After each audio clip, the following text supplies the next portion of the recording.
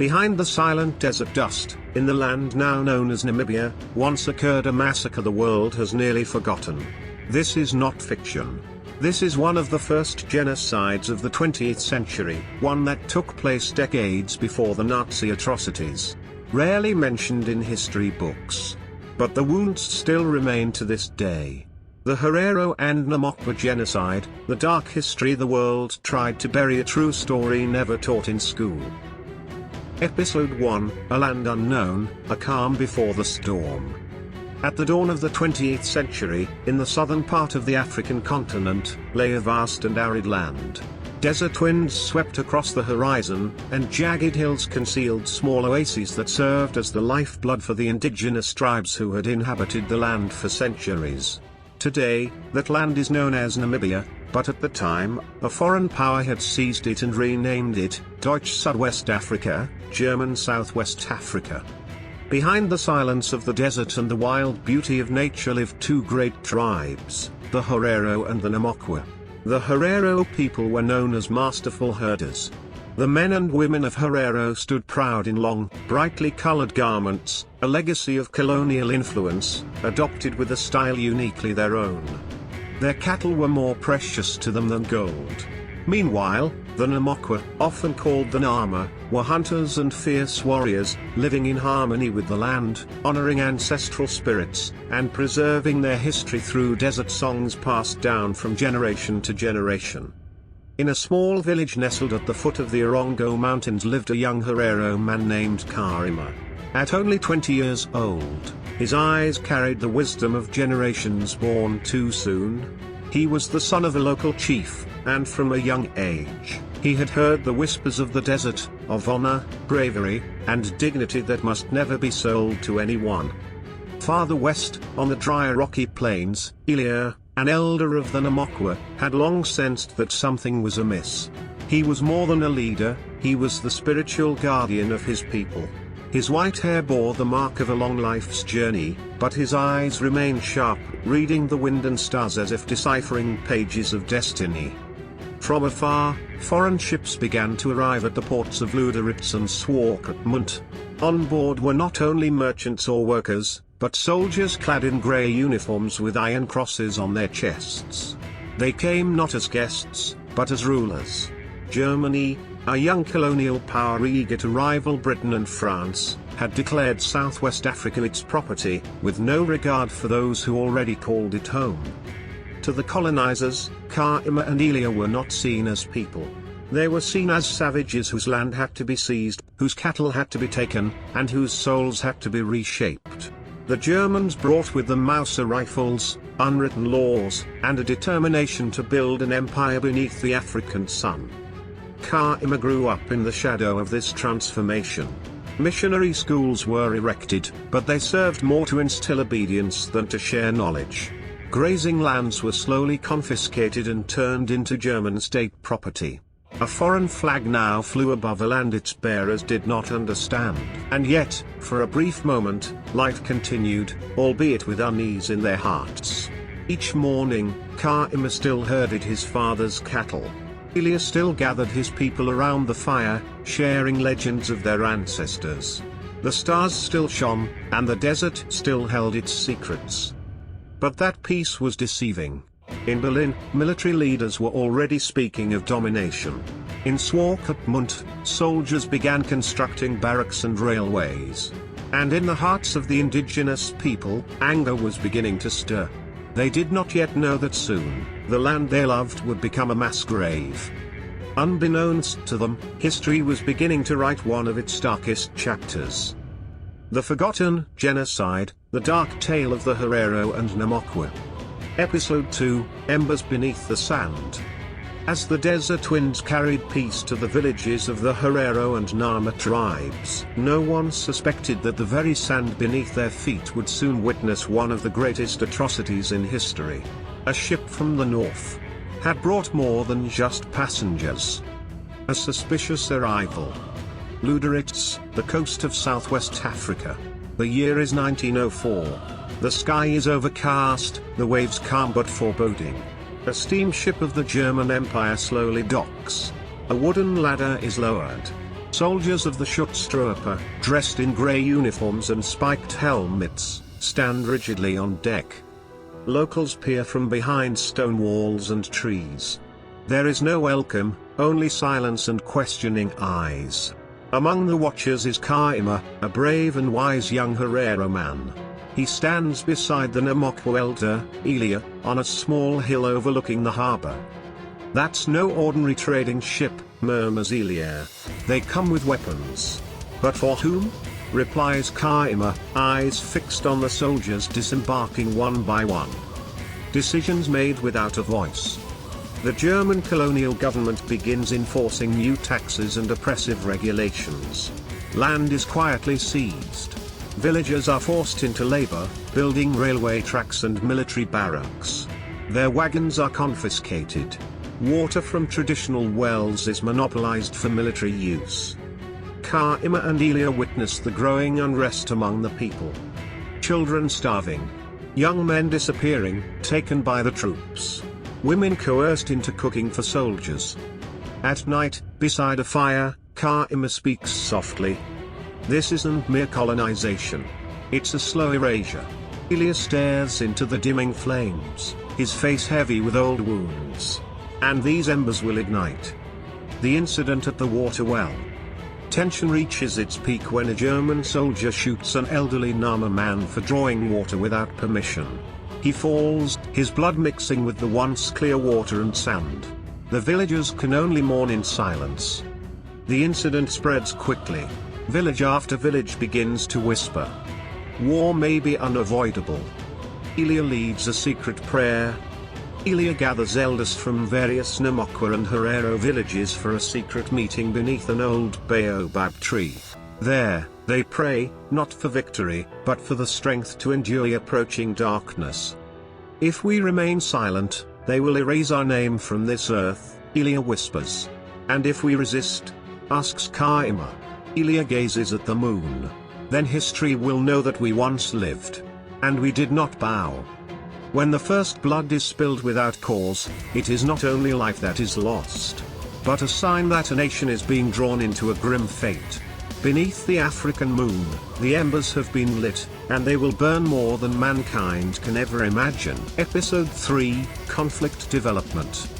Episode title, Land Stained in Blood. When the desert sky holds its silence, and cracked earth refuses to grow hope.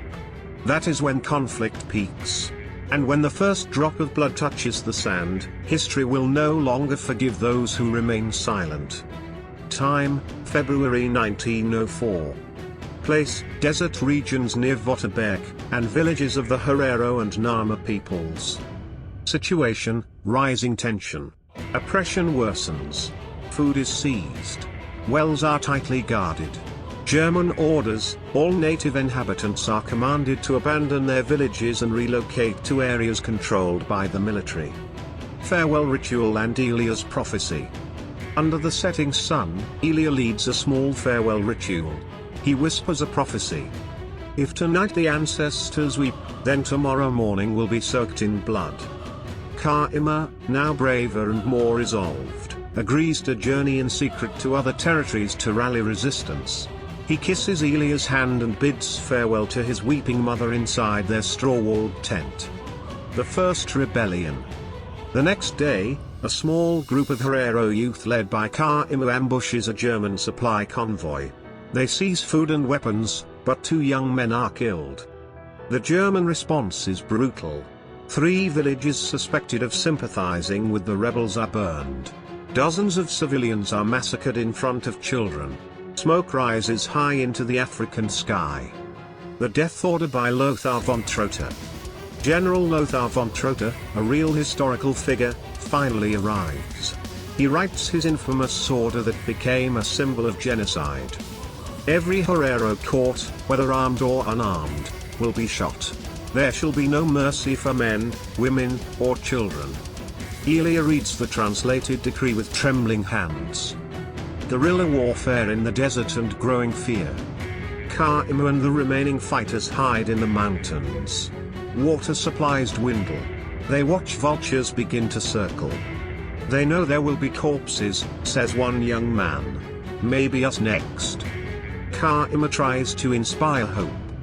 We may lose in weapons, but not in cause. This land is our heartbeat. Dilemma, resist or surrender. Some members begin to falter.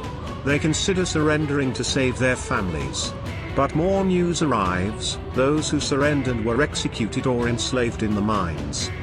One young man, Kahima's cousin, takes his own life from starvation. His body is buried quietly under a flat stone. Elia is captured. Back in the village, Elia is arrested by German troops after they discover secret resistance symbols carved into his home. He is taken to an interrogation camp, where he's tortured, but he remains silent. He only says one sentence: "What you fear is not us, but the truth we inherit from our ancestors." End of episode. Black clouds fill the sky. The sky turns grey. A sandstorm rages, as if the desert itself rejects the atrocities. Kahima stands atop a rock, eyes locked on his home village, now just smoke and ashes. "They started this war," he murmurs. "Now we can no longer retreat. The first blood has touched the earth. And once that blood dries on the sand, it never truly disappears. It lingers, waiting to be answered." Episode 4, Sea of Sand, Sea of Corpses. When the earth falls silent and the sky no longer weeps, all that remains are the screams of those forced to die in silence. At this point, history ceases to be a record, and becomes a wound that never heals. Omaheke Desert, midday. The blistering heat coils above the sands of the Omaheke Desert. This desert holds more than just grains of sand, it conceals the bodies of thousands buried without names. General von Trotter's extermination order is now in full effect. Every Herero found, man, woman, or child, is to be annihilated without mercy. Kahima, now gaunt and hollow-eyed, leads a dwindling band of rebels. They are exhausted, out of supplies, and running low on hope. But it's not the hunger that's breaking them, it's the sight of their village's corpses mummified by the desert sun, and the vultures that have grown used to the taste of human flesh. Kahima. Has this land forgotten our names? The Cliff of Death. At a site known as the Cliff of Death, hundreds of Herero villagers are forced to march to the edge. They are given a choice: be shot or leap to their own deaths. Elia, who miraculously survived his earlier torture, sits among piles of bodies. His body is weak, but his mind remains sharp. He whispers one final prayer to a god who seems to have abandoned this place. Elia. If justice does not come in this world, then let the heavens burn forever in its name. He then closes his eyes, awaiting death like a king who has seen his war to the end. The last resistance. Kahima and his remaining group, only 7 now, launch a suicide attack on a small German outpost in the dry plains. They know this isn't about victory. It's about choosing how they die. A brutal battle erupts. Blood spills. Dust clouds blur the vision. The sound of gunfire mingles with their defiant cries. Kahima. We may die today, but not as shadows. We die as a people. One by one, his comrades fall. Kahima is shot in the chest, yet drags his body forward, plunging a spear into the German officer's gut before collapsing, his hand clutching a fistful of sand, as if trying to merge with the land of his ancestors. Years pass, but the wounds remain. A decade later, the camera pans across the now quiet desert. Yet beneath its stillness, bones and the trauma of history remain. A small child stands at the edge of an unmarked grave. Around their neck, a necklace made of bones bleached by the sun. In their hands, a tattered booklet once owned by Elia, filled with poems, prayers, and the names of those who once lived. They say history is written by the victors. But not all truths require ink. Some are written in tears, in sand, and in silence that never ends. Episode 5, Resolution, Anticlimax. Last breath on the land of death. The sky above the Omaheke Desert no longer blazed red. The wind had stilled, and the bloody dust that once filled the air now settled slowly, merging with the sand that buried thousands of wounded stories. Kahima's body lay on the ground, weak, but still alive. A gunshot wound in his left chest made every breath a struggle. Around him, only silence and the whispering wind remained. The sounds of battle had vanished, replaced by stifled sobs and voiceless mourning with no witnesses.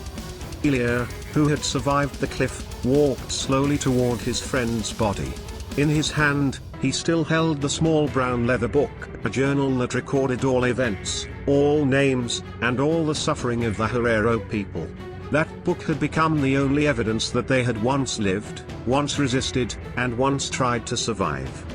"Don't let all of this be in vain," whispered Kahima, his voice faint, barely audible. Elia bowed his head, unable to hold back his tears anymore. "Never. I swear, in the name of those who have fallen. The world will know." A few hours later, a convoy of German troops returned to the location. But all they found were still bodies, and Elia, who turned himself in. Not in surrender, but to remind them that a trace of humanity still lived within him. He was captured, interrogated, and imprisoned as a political detainee. But Elia was never afraid. Each night in his cell, he continued to write. The book grew into more than just a journal, it became a historical proof that could never be burned. Years passed. The genocide of the Herero and Nama slowly faded, buried by time, propaganda, and shifting power. Names like Kahima vanished from official records, and the tragedy was swept under the pages of European colonial history that sought to remain unblemished. But Elia lived on. Old and frail, he resided on the outskirts of a small village formed by survivors. He was known as a quiet man who refused to touch a weapon, but whose words stirred the hearts of all who heard them. Their blood didn't dry on the sand. It was absorbed by the earth, and will grow into roots of truth. In his twilight years, Elia handed the journal to a young writer from Europe who came to hear a story never written. He did not know if the book would ever reach the hands of the world. But he believed that, even if no monument stood, the names in that book would outlive the power that tried to erase them. Episode 6, Finale, Voices from the Desert. Omaheke Desert, 30 years later. The wind still blows over the silent dunes, as if carrying whispers from souls who once breathed their last under the merciless sun. But now, the desert is no longer entirely silent. From a distance, the soft voice of an old man can be heard, reciting something from a tattered leather-bound book nearly consumed by time. That man is Elia, now elderly. His hair has turned white, his eyes weary but still burning with an undying fire. He sits on a large stone, facing west, where the sun slowly descends, casting long silhouettes across the sands. On his lap rests the notebook that had accompanied him since his youth, the journal he once wrote with Kahima. A young foreigner, pale-skinned and dressed like a European explorer, sits across from him, silent, listening with deep respect. The young man is a writer, come from Germany, seeking the historical truth long buried in silence. "You won't find their names in your history books," Elia says softly. "But I wrote everything down. In blood, in tears, and with a guilt that never left me." He opens to the final page of the book.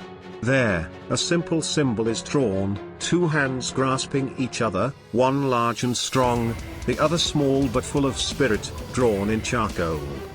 Kahima did not die in vain. He died so that we would not be forgotten. The young man accepts the book with both hands, almost trembling. In silence, he stands and bows deeply. Elia gazes toward the sky, not seeking hope, but offering his blessing to the future. He knows his body will soon return to the sand, but the story has found its way out. History isn't always written by the victors. Sometimes, it is written by those who survive. Just long enough to tell the truth. And within every page of Elia's journal, Kahima's voice continues to live, not as a ghost, but as a truth that can no longer be silenced. A reflection.